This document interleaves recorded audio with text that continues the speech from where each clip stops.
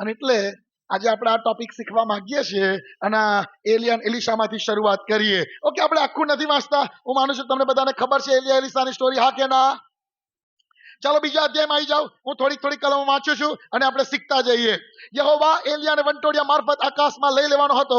એ અરસામાં એમ થયું કે એલિયા એલિશાને લઈને ગિલગાલથી ચાલી નીકળ્યો અને એલિયાએ એલિશાને કહ્યું, કૃપા કરીને તું અહીં થોભ, કેમ કે યહોવાએ મને બેથેલ સુધી મોકલ્યો છે.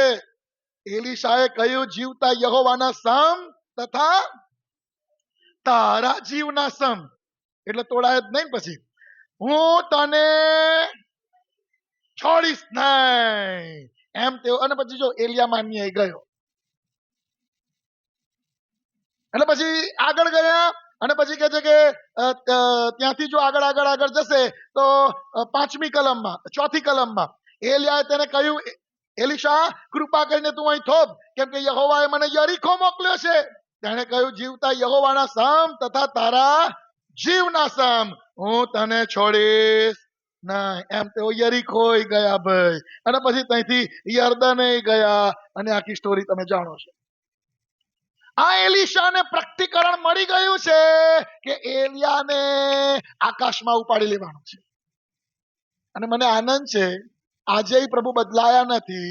વચનમાં એવું લખ્યું છે આમોસ પ્રબોધકના પુસ્તકમાં કે ખચિત પ્રભુ યહોવા પોતાનો મર્મ પોતાના સેવક પ્રબોધકોને બતાવ્યા સિવાય કઈ કરશે નહીં. સો ઓલવેઝ કશું કરતા પહેલા એ એવા વ્યક્તિઓને શોધે છે કે જે દેવનું સાંભળવા તૈયાર હોય. હાલેલુયા. દેવ એવા માણસોને શોધે છે. અને તમે એવું બનવા માંગો છો? અલા, તમે એવા બનવા માંગો છો? એવું પ્રભુ કશું બી કરું ને મન તો ખાસ કહેજો. જે બહુ નજદીકનું હોય ને આપણે બધું કહીએ, હા કે ના? આપણે પ્રભુના બહુ નજદીકનું બનવાનું તો પ્રભુ આપણને બધું કહે કે જો હવે આમનું આમ થશે, પેલું કરવાનો છું. અત્યારે કહી દીધું, ખાલી કોઈ કહીશ નહીં. અને કોઈક વાર કે મંડળીમાં ઊભી થઈને કે શું નો, હા કશું કહેવા જેવું છે પ્રભુ કહેશે કે જો તને કહ્યું ને બધા કે. અને અમુક વાર પ્રભુ કે કોઈને કહેતો નહીં ને તોય પાછો પેલો આખા ગામમાં જઈને કે હું આંધળો હતો ને દેખતો થયો. રાઈટ. પણ એ વચન સાચું છે. આજે પ્રભુ એના માણસોને શોધે છે કે જે કરવાનો છે એ પ્રગટ કરે. કાન પકડો. એટલે શિક્ષા નહીં કરતો, કબૂલાત કરાવું છું. મારા કાન આત્મિક અવાજ સાંભળવાને માટે ખુલી જા. આમેન. હાલેલુયા. પ્રભુ બોલવા માંગે છે, સાંભળનારા કાન શોધે છે. આપણે સાંભળનારા કાન બનવાનો છે. હાલેલુયા. એલિશાને ખબર પડી ગઈ છે હવે મારા ગુરુને દેવ ઉચકી લેવાના છે. અને એને જાણે એવી ખબર પડી છે ને અગ્નિ ઘોડા આવશે, અગ્નિ રથો આવશે અને એલિયાને ઉપાડી લેવામાં આવશે. એટલે એલિશાભાઈએ તો નક્કી કર્યું, હવે આપણું પાકું, હવે છોડું જ નહીં. ઊંઘતો હોય તો જોઈ લેતો છે કે જતો જ નહીં રહ્યો ને ભાઈ. અને એટલે એને પકડ્યો બરોબર. ગિલગાલ થી નીકળ્યા અને એલિયા પાછો કે જો એલિશા એક કામ કર, તું હમણાં 3 દાડા ફાસ્ટિંગ પ્રેયર અહીં કર. પ્રભુએ મને એવું કહ્યું છે કે હું બેઠેલ જાઉં. અને એલિશા કે ગમે તે થાય છોડવાનો તો નહીં જ. પકડી જ રાખ, હું આવવાનો એટલે આવવાનો એટલે આવવાનો એટલે આવવાનો જ. અને પછી આખરે એલિશાએ પેલું કેવું, એલિયાએ કેવું કે માની જાય છે. ઓકે ચાલો, બહુ આગ્રહ કરો છો તો સારું, ચાલો લઈ જાઉં છું. કોઈ મને મળવા ના આવશે, હું મંગળવાર જવાનો છું. તો કે ના, હવે અમે તમને નહીં છોડીએ, હું ડાંગ આવીશ. માર્જન લઈ જવાના છે, એમને જ લઈ જઈશ. આ તો બાજુ કે તમે જ સંદેશો આલેલો અને એલિશાની જેમ વર્ગીત રહીશ, તારા જીવના સમ.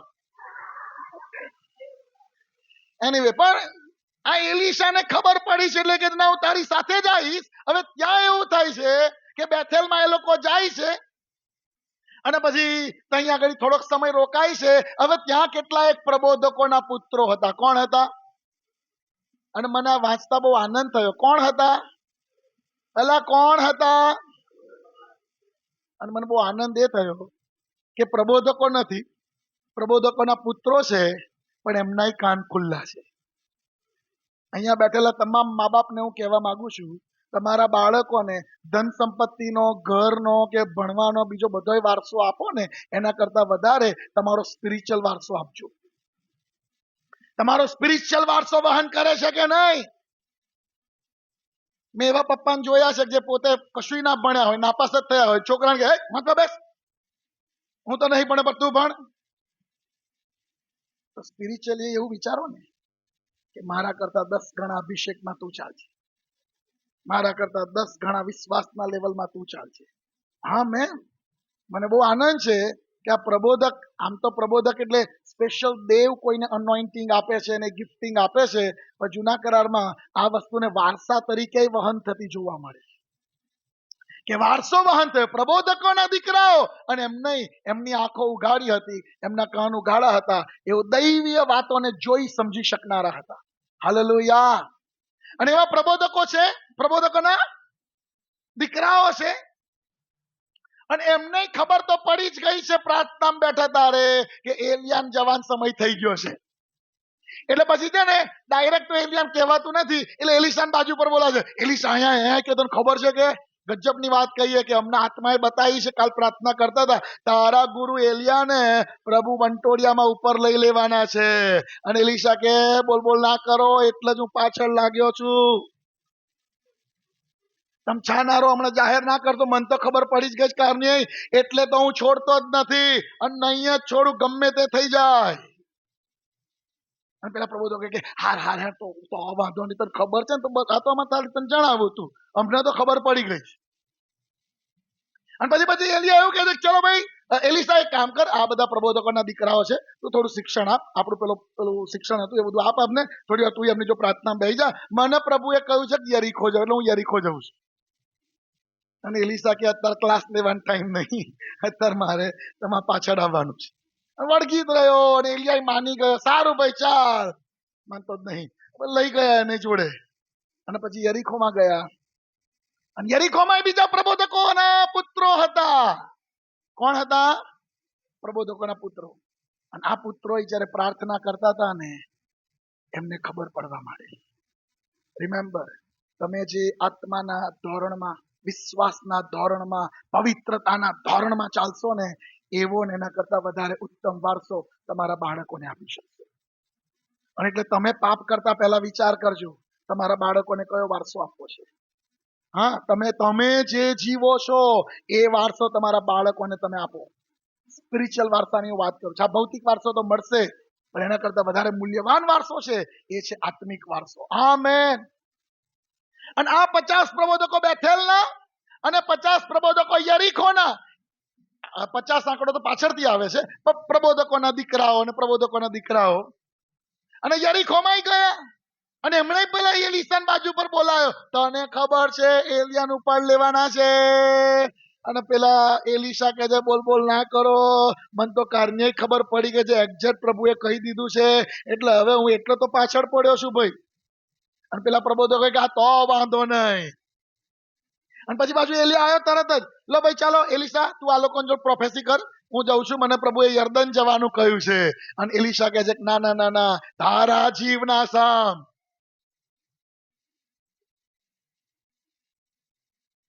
તારા જીવના સમ હું તને નહીં છોડું. અને આખરે પછી એલિશા કે આ નહીં જ માને, અને આખરે એની જોડે ગયો. અને એ ગયો, યર્દન બાજુ ગયો, લખ્યું છે શું કે 50 જેટલા પ્રબોધકો પાછળ ગયા. કેવા ગયા? આ બહુ ડિટેલ સ્ટડી છે, બહુ સરસ છે, પણ આજે સમય થોડો ઓછો છે. આજે આપણે કવનન્ટ મીલ કરવાનું છે, રોટલીને દ્રાક્ષરસની સેવા, એટલે હું બહુ ડિટેલ સ્ટડીમાં નહીં જઈ શકતો, પણ મેં જ્યારે સ્ટડી કર્યો ત્યારે મને તો બહુ મજા આવી ગઈ. ઓકે, અને હું ઈચ્છું છું તમે ઘરે જઈને એનું સ્ટડી કરજો. રાઈટ, જો અહીંયા શું લખ્યું છે કે 5મી કલમથી વાંચું છું. અને યરીખોમાં પ્રબોધકોના જે પુત્રો હતા, તેઓ એલિશાની પાસે આવીને તેને કહ્યું કે યહોવા આજે તારા ગુરુને તારે શિરથી લઈ લેશે, એ શું તું જાણે છે? તેણે કહ્યું કે હા, હું તે જાણું છું. તમે ચૂપ રહો. અને એલિયાએ તેને કહ્યું કે કૃપા કરી, બિચારો એલિયા કૃપા કરી કહેજો, કૃપા કરી પ્લીઝ અહીં થોપ, કેમ કે યહોવાએ મને યર્દન મોકલ્યો છે. પણ એલિશા ભાઈ માને એવા છે. તેણે કહ્યું જીવતા યહોવાના સમ ને તારા જીવના સમ હું તને છોડીશ પછી બંને આગળ ચાલ્યા અને પ્રબોધકોના પુત્રોમાંના 50 માણસો તેમની સામે દૂર ઉભા રહ્યા.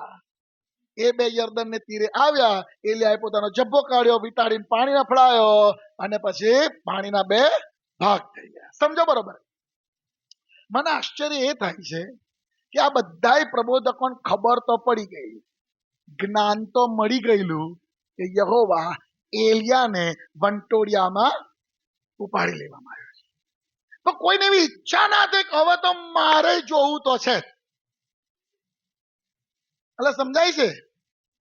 ખબર બધાને પડી કે યહોવા એલિયાને ઉપાડી લેવાના છે. કન્ફર્મેશન મળી ગયું.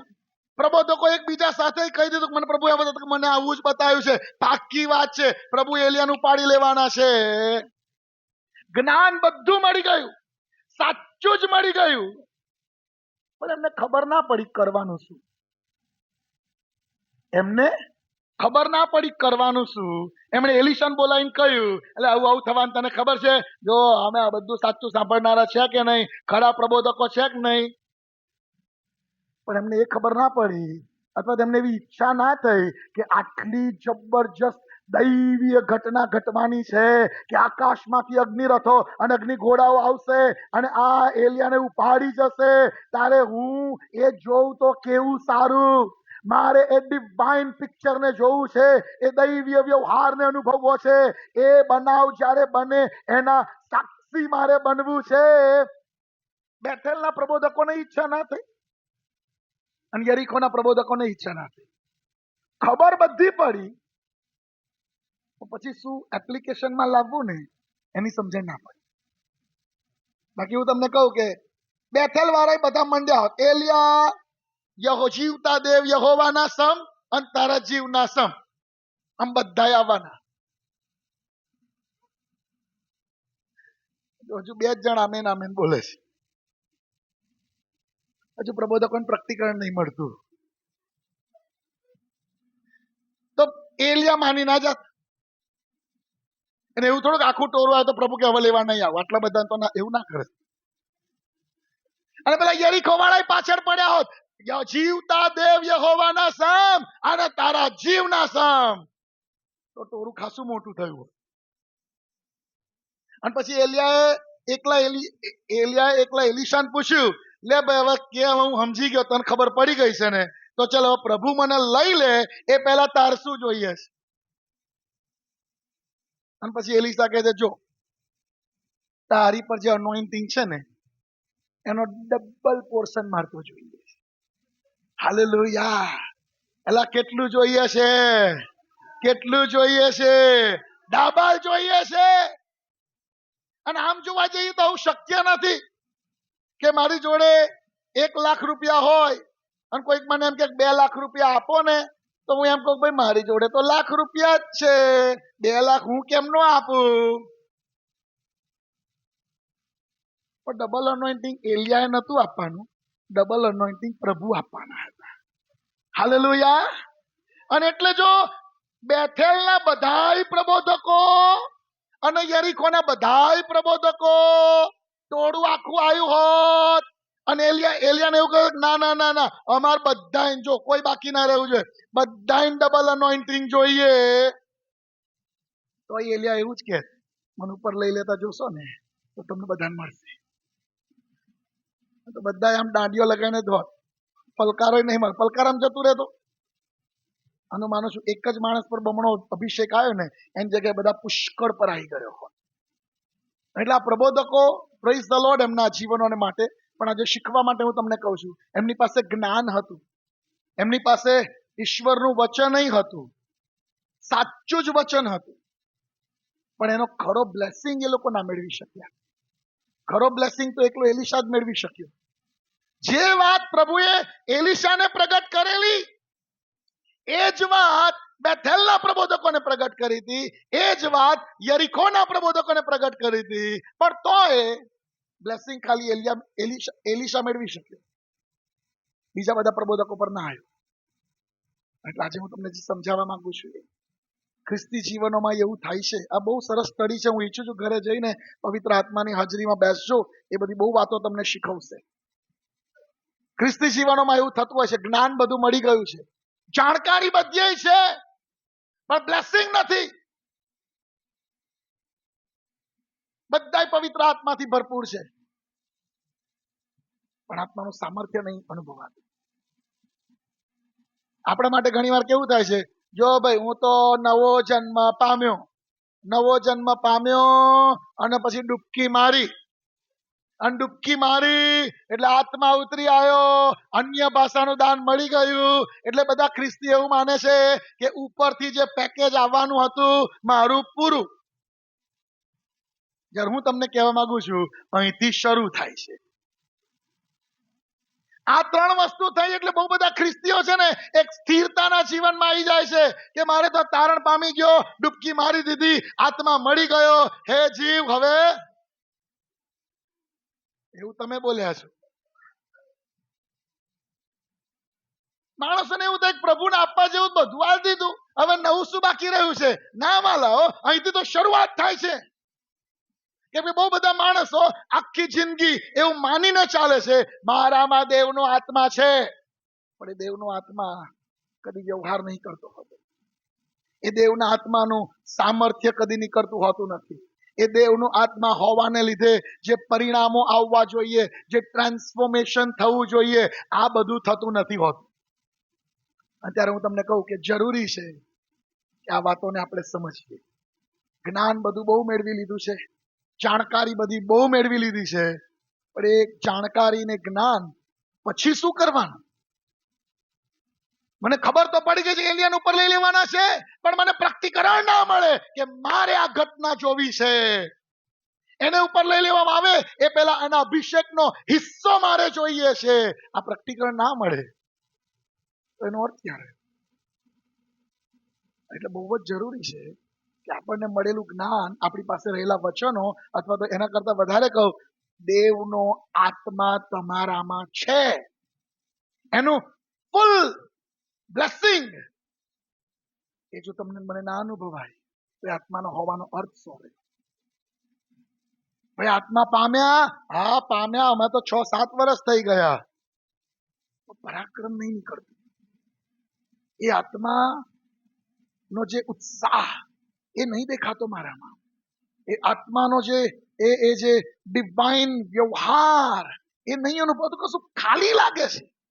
નવો જન્મ પામી ગયા, બાપ્તિસ્મા લઈ લીધું, આત્મા પામી ગયા, અને તોય આવું કેમ અનુભવાય? એટલે આ બહુ જ સમજવાની જરૂર છે. તમે પવિત્ર આત્મા પામ્યા, એમાં 1-2-3 પોઈન્ટ સમજાવું હું તમને. જે દિવસે આત્માને તમે મળી જશો ને સંપૂર્ણ કંટ્રોલ, એ દિવસે પરિસ્થિતિ બદલાઈ જશે. થોડુંક સમજવા કરો વાક્ય રચનાને. તમને પવિત્ર આત્મા મળી ગયો એનો મતલબ બધું કંટ્રોલમાં તો તમારા છે.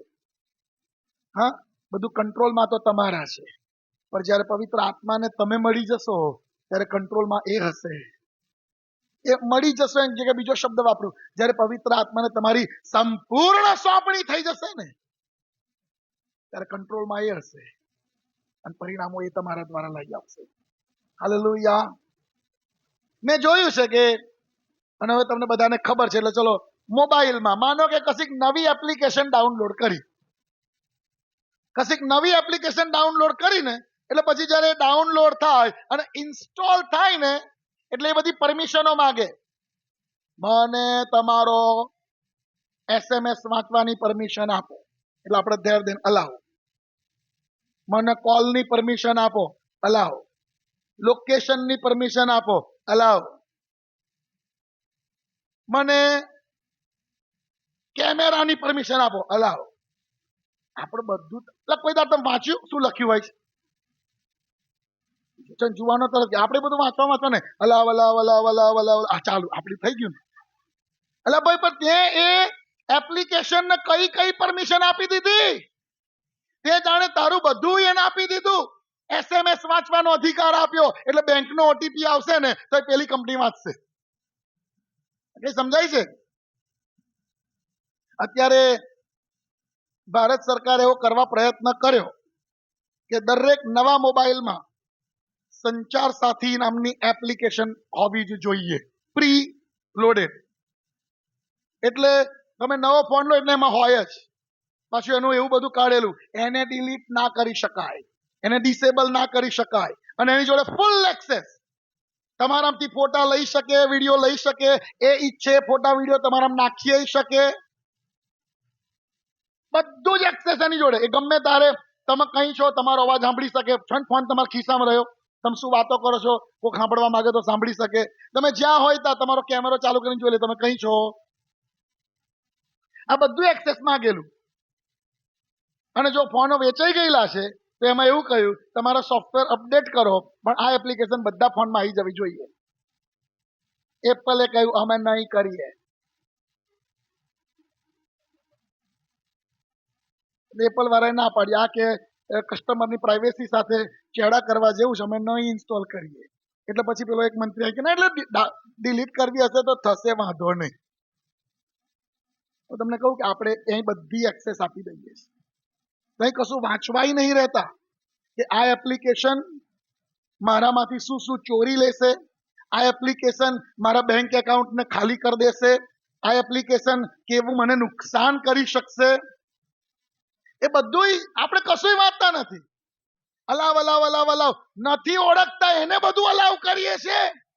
અને પવિત્ર આત્મા એને આપણે કહીએ ના, જો બધું ખરું, મીટિંગમાં આવું તારે જે કહેવું હોય એ કહેજો, ભાઈબંધો જાઉં તારે મારી જિંદગી જુદી, ફોન જોઉં તારે એમાં બહુ ડિસ્ટર્બ ના કરશો. આપણે આપણા અમુક જીવનના જે પાસા છે ને એ પવિત્ર આત્માથી દૂર રાખીએ છીએ. કે પેલું તમારો અધિકાર છે, મને કેવું હોય તો કહેજો, મીટિંગમાં જવું જે કહેવું હોય કહેજો, રોજ રોજ નહીં બોલવાનું, પછી મારે નોકરી નહીં કરવાની. હું ઈચ્છું કે શાક માર્કેટમાં પ્રભુનો આત્મા તમને કશું કહે, તમે માર્કેટ પ્લેસમાં હોય ને પ્રભુના આત્માથી તમે ભરપૂર થઈ જાઓ, ત્યાં તમે ઉભા રહી જાઓ અને પ્રભુ જે પ્રેરણા આપે બધું કરવાય માંડો, અને પ્રભુના આત્માના પરિણામો આવે. આ જીવન શૈલીમાં આપણે ચાલવાની જરૂર છે. આપણે બહુ ભૌતિક જીવન જીવનારા થઈ ગયા છે. બધું બહુ સ્વાભાવિક મગજથી વિચારી જો આવું તો કરવું જ પડે, પેલું હા એ બધું કરજો. પછી સ્વર્ગનો વ્યવહાર છે, દેવ જે તમારી મારા દ્વારા કરાવવા માંગે છે, એના માટે જો આપણે અવેર ના હોઈએ તો આત્મા છે ખરો, સામર્થ્ય વહન નહીં થાય. આત્મા છે ખરો, પણ એ આત્મા પેલું ભૂત જેવું નથી કે વળગી જાય અને એની મરજી પ્રમાણે બધું કરાય કરે. એ આત્મા બહુ જેન્ટલ સ્પિરિટ છે. એને તમને મને સ્વતંત્ર ઈચ્છા શક્તિ આપી છે, એટલે તમે જેટલું એક્સેસ આપશો ને એટલો જ વ્યવહાર એ દેવનું આત્મા તમારામાં રહીને કરશે. અન્ય ભાષાનું દાન આપ્યું છે, પણ તમને એવું નહીં કે ઓટોમેટિક બોલો. આજે તો હું બોલવા જાઉં છું, અન્ય ભાષા બોલા થાય છે, મને નહીં બોલવું તોય બોલા, એવું બધું નહીં થાય. એ તમારા હાથમાં છે, કેટલું જોરથી બોલવું, કેટલું ધીમે બોલવું, વોલ્યુમ કંટ્રોલ તમારા હાથમાં છે. કેટલું ફાસ્ટ બોલવું, કેટલું ધીમે ધીમે બોલવું તમારા હાથમાં છે. ખાલી બોલી નાખવું કે અન્ય ભાષા એવી રીતે બોલો કે તમે પવિત્ર આત્માથી ભરપૂર થાઓ. તમને ભરપૂરપણાનો અનુભવ ના થાય તો એમને બબડાટ ગણાશે. તમને પ્રેઝન્સનો અનુભવ ના થાય, બસ ખાલી પેલું નિયમ આધારે હું થોડું બોલ્યું, મારું પૂરું 15 મિનિટ થઈ ગઈ મારી, એવું નહીં વાલાઓ. તમે અન્ય ભાષા બોલો છો, તમે પ્રાર્થનામાં બેસો છો, બહુ જ અપેક્ષા સાથે બેસો કે આજનો બ્લેસિંગ મારો હું લઈ લઈશ, આજનો મારો આશીર્વાદ હું પ્રભુ પાસેથી મેળવી લઈશ. વચન મળી ગયું છે, જ્ઞાન બધું હોય છે, પણ એનો બ્લેસિંગ મળતો નહીં હોય. અને એટલે હું આ વચન આજે તમને કહી રહ્યો છું. પવિત્ર આત્મા છે, પણ એનું સામર્થ્ય વહન નહીં થતું હતું ઘણી વાર. એટલે બહુ જ જરૂરી છે આપણા માટે. આત્મા તો પામી ગયા, પણ એ આત્મા એક્ટિવેટ છે કે આત્માને તમે ખૂણામાં બેસીને ઊંઘાડી દીધો છે, તાર બોલવાનું નહીં, હું જીવીશ નો બાલા. એ પવિત્ર આત્મા એવું લખવામાં આવ્યું છે કે તમને આપવામાં આવ્યો છે, તમારા ગુલામ તરીકે નહીં અપાયો, માસ્ટર તરીકે અપાયો છે. એને તમારા ચાકર તરીકે ના રાખો. તમને મન ફાવે તાર, જો પવિત્ર આત્મા હું પૂછું તાર કહેવાનું, બાકી શાંત બેસી રહેવાનું, એવું ના કહેશો. એને એમ કહો મારા લાઈફમાં કેપ્ટન તમે છો, મારા લાઈફમાં કેપ્ટન તમે જે કહેશો એ જ મારા જીવનમાં થશે. તો હું તમને કહું, એ આત્મા તમારામાં એવી રીતે એક્ટિવેટ થશે ને, એવા પરિણામો લાવશે ને કે જે બહુ અસાધારણ છે. મેં કહું ઘણી વાર માણસોને ખબર નથી પડતી, વચન મળી ગયું હોય છે, બધું આજુબાજુ જ હોય છે, આગળ જ હોય છે, અને તો એ ખબર ના પડે પણ કરવાનું શું. ઇઝરાયલનો પેલો એક રાજા હતો, હા, ના એલિશાની જ વાત. એ રાજા મરવા પડ્યો, એલિશા મરવા ગયો, એલિશા મરવા પડેલો, એ રાજા મરવા ગયો ઇઝરાયલનો. રાજા મળવા ગયો એટલે એલિશાએ કહ્યું કે બારી ખોલ. એને બારી ખોલી. તારું તીર ને કામઠું હાથમાં લે. એને તીર કામઠું હાથમાં લીધું. બારી બાજુ તાક. બારીને બહાર તાક્યું. એલિશાએ એના હાથ પર પોતાનો હાથ મૂક્યો અને એને કહ્યું હવે બાણ છોડ. બાણ છોડવામાં આવ્યું એટલે એલિશા એક વાક્ય બોલ્યો, આ અરામ ઉપર યહોવાના જયનું બાણ. શું બોલ્યો? અરામ ઉપર યહોવાના જયનું બાણ. એનો મતલબ કે આ રાજાએ જે આ તીર છોડવાનું કામ કર્યું, એ ખાલી તીર નહીં છોડ્યું, એને આખી અરામની પ્રજાને હરાઈ દીધી છે. આ એક પ્રોફેટિક સિમ્બોલ હતો. એલિશા બધું એક્સપ્લેનેશન નહીં આપતો, કારણ કે મરણ પથારીએ છે. એવું કે છે કે સારું, હવે ઘણા બાણો લે, હવે બહાર ના મારીશ, કોઈને વાગી જાય, અહીં ભૂમિ પર માર. રાજા કઈ સમજણ પડી નહીં. તીર લીધું, આમ કહીને ભૂમિ પર માર્યું. પછી એલિશા સામે જોયું, એલિશા જોઈ રહ્યો છે. પાછું બીજું લીધું, ફરી પાછું માર્યું. મારું આમ એલિશા સામે જોયું, ફરી પાછું ત્રીજું લીધું, પછી આમ માર્યું, અને પછી કામઠું મેળ દીધું. લો, 3 માર્યા બસ. અને એલિશા ગુસ્સે થઈ જાય. હું બોલ્યો તો શું? આ બાણ ઇઝરાયલ અરામ ઉપર યહોવાના જયનું બાણ. આજે તું ક્રિયા કરે છે ને, એ ક્રિયા તારો વિજય હતો. અરામને તું હરાવવાનો હતો. આ તે 3 વાર મારીને અટકી કેમ ગયો? હવે 3 જ વાર તું અરામને હરાવશે. એનો મતલબ 4થી વાર તું હારી જાય. અને એવું થયું ખરું. 3 વાર અરામને હરાવવામાં આવ્યું, 4થી વાર ઇઝરાયલનો રાજા હારી ગયો. ઘણી વાર માણસોને પ્રકટીકરણ નહીં મળતા કે મારું કયું કામ વિજયમાં લઈ જનારું છે અને મારું કયું કામ નિષ્ફળતા લાવનારું છે. મારું કયું કામ મને મારા કુટુંબને બ્લેસિંગમાં લઈ જશે. ઘણા નહીં સમજણ પડતી, મારું કયું કામ મારા કુટુંબને પતનમાં લઈ જશે. અને તો ખબર તો હોય, મને બધું ખબર છે, બાઇબલ બધું જાણું છું. બહુ ગંભીર વસ્તુ છે આ. તમારા આખી જિંદગી આત્મા અંદરનો અંદર રહી જાય અને આખી જિંદગી તમે જીવીએ નાખો અને કોઈ વ્યવહાર થયો ના હોય તો એવા જીવનનો કોઈ મતલબ નથી. આત્મા પામી નહીં. જો આત્માને ફૂલ એક્સેસ ના મળવાનું હોય તમારા જીવન ઉપરનો, તો એ આત્માનું આવવું પરિણામ લાવતું નથી. એટલે બહુ જ જરૂરી છે વાલાઓ, તમારું સંપૂર્ણ સમર્પણ એ પવિત્ર આત્માને કરો. આમેન.